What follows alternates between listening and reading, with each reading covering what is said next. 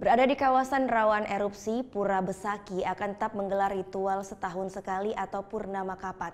Upacara ini merupakan salah satu bentuk permohonan umat Hindu Bali untuk keselamatan dan keseimbangan alam.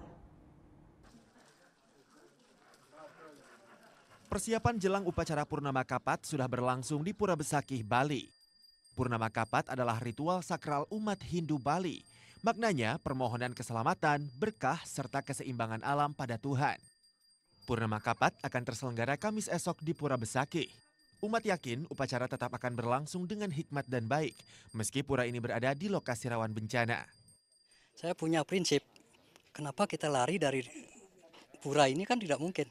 Karena saya punya benteng, pura ini adalah tempat suci hidup beliau.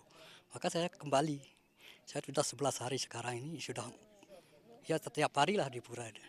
Tidak ada ketakutan? Enggak ada. Sama sekali tidak ada. Karena saya yakin kepada Tuhan Yang Maha Esa yang bersemayam di sini. Pura Besaki berjarak sekitar 6 km dari kawah Gunung Agung. Memastikan semua lancar dan antisipasi bahaya, pemerintah setempat dan polisi terus memantau persiapan dan pelaksanaan ritual.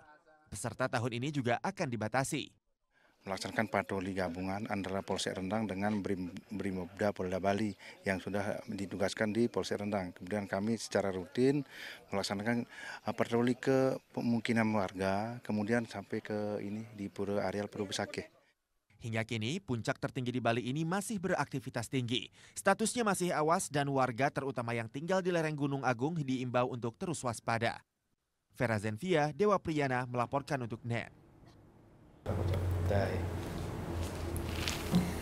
Udah selesai kan nontonnya? Nah, jadi jangan lupa buat like, komen, dan subscribe ya.